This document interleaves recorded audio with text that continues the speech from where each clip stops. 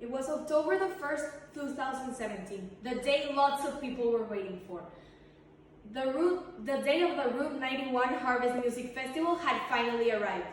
22,000 people were ready to have the night of their lives, but little did they know that night could have been their last one. As people were getting ready for the concert, Stephen Paddock had different plans in mind. He was arriving to his room at the Mandalay Bay Hotel in Las Vegas, Nevada, with 23 firearms. The festival started and everyone was having a great time.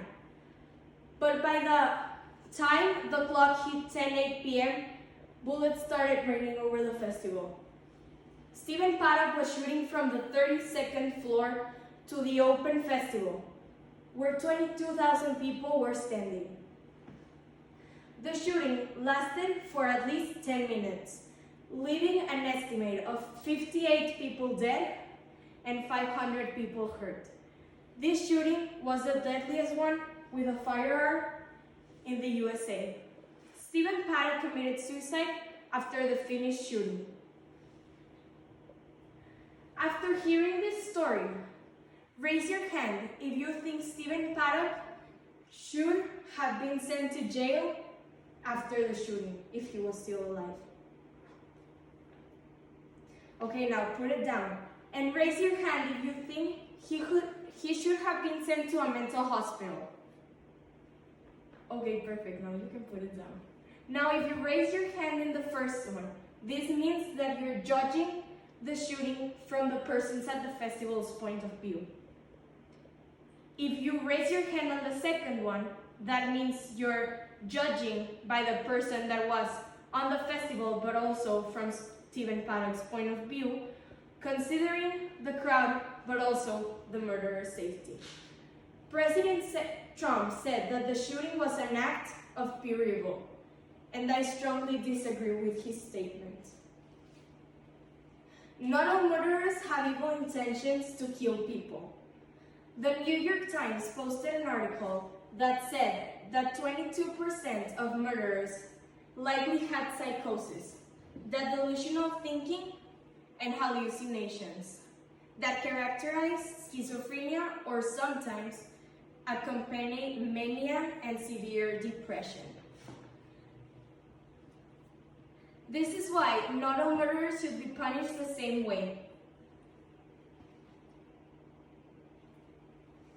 According to the website Medical News Today, schizophrenia is a mental disorder that actually appears in late adolescence or early adulthood, characterized by delusions, hallucinations, and other cognitive difficulties.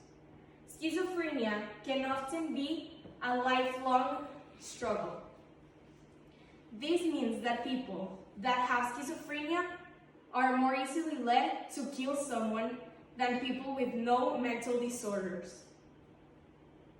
So, now that we know that schizophrenia is a factor that can lead humans to become murderers, what are the factors that can lead people to become a murderer is genes.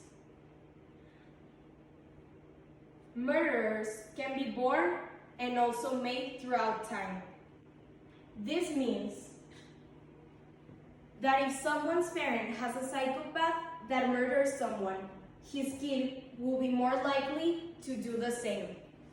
One example of this is Stephen Paddock. According to the FBI in 1969, Benjamin Paddock was diagnosed as a psychopath and carried a firearm to commit bank assaults.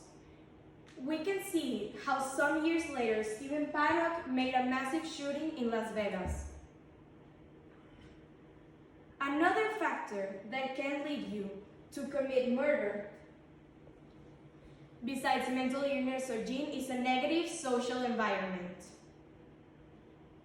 According to the Walden University, this means that who we're around can influence who we are. An example of this is Ted Bundy, a very well-known serial killer in the USA. Ted had a rough life. His grandparent was a violent man addicted to pornography and violence against humans and animals. He didn't hide this type of behavior from Ted. Ted grew up watching this type of behavior and started copying it involuntarily. He then became one of the most notorious criminals in the 70s. After knowing all of this, how can we make sure we are going on the right path? How can we prevent these things from happening? What if I am born with those genes? First of all, I want to ask you this question. Why do we keep going to the doctor to check our physical health, but we're ashamed of visiting the psychologist to keep up with our mental health? Our mental health is something we should also be concerned of, since the brain is the most powerful organ in our bodies. The brain has the ability to control everything from what we do to how we feel. But what makes the brain of a person different from the one of a murderer? The brain of a murderer, compared to the one of people that commit other type of crimes, is different. And this can be linked because of how much empathy they show to other people. Because people that rob a bank aren't actually making any damage to anyone. In the picture, I have here, you can see two brains. The brain of a murderer and the brain of other type of criminal. Professor Jim Desity said, more gray matter means more cells, neurons, and glia. That's what you need to make computations to process information. So as we can see, the brain of people that commit other type of crimes has more gray parts, making us know that the murderers think their actions less and act more by impulse. On the other side of the brain of someone with schizophrenia, the chemicals that control our behavior, thinking, and emotions are either very active or not active at all. In this picture, we can see the first brain is more purple. This indicates that the brain is more healthier and it works perfectly. In the second one, we can see that the brain is a little reddish.